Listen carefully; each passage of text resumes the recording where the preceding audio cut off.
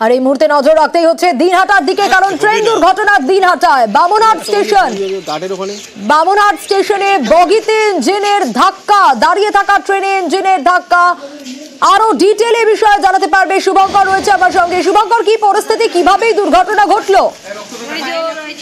সোনিয়া, দেখো, Bamanhat junction, Siliguri junction ভায়া Alipurduar junction, এই passenger ট্রেনটি এদিন সকালে যখন ইঞ্জিন ঘোরানোর কাজ চলছিল, অর্থাৎ ট্রেনটি যখন বামনহাট থেকে আলিপুরদুয়ার হয়ে শিলিগুড়ি অভিমুখে যাওয়ার জন্য ট্রেনের ইঞ্জিন ঘোরানোর কাজ চলছিল, অর্থাৎ বুকের সাথে শান্তি করার কাজ চলছিল, সেই সময় ট্রেনের ইঞ্জিনটি দ্রুত গতিতে ট্রেনের বগিতে ধাক্কা মারে এবং এর ফলে বগিতে থাকা 2 শিশু সহ মোট 6 জন জখম হয়েছে। আহতদের উদ্ধার করে বামনহাট ব্লক প্রাথমিক স্বাস্থ্য কেন্দ্রে নিয়ে যাওয়া হয়। বর্তমানে সেখানেই তাদের চিকিৎসা চলছে।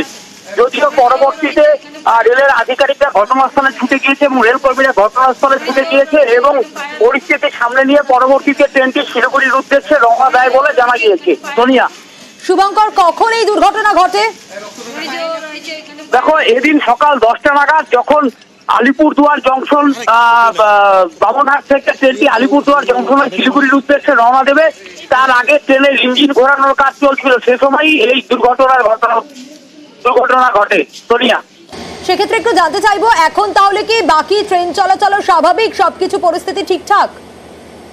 হ্যাঁ, দেখো, যেহেতু বামনহাট দিনহাটা হয়ে বামনহাট এটি একটি পকেট রুট এবং এই রুট থেকে শিলিগুড়িগামী এবং একাধিক ট্রেন চলাচল করে, তবে এদিন সকালে ওই অভিমুখে কোনো ট্রেন ছিল না, ফলে ট্রেনটি নির্দিষ্ট কিছুক্ষণ পরেই 8 ঘন্টা দেরিতে হলেও ট্রেনটি নির্দিষ্ট অভিমুখে চলাচল শুরু করেছে। পাশাপাশি অন্যান্য ট্রেনগুলো স্বাভাবিক চলছে বলে রেল সূত্রে জানা গিয়েছে। আমি তো তখন এখানে আসি, আর ওই সময় এই ইঞ্জিনটা আসতেছিল, বেশ আস্তে আস্তে আসতেছিল। তারপর যখন কাছাকাছি আসে তখন একে জোরে লাগানোর ফলে এখানে প্যাসেঞ্জার অনেকেই ছিল।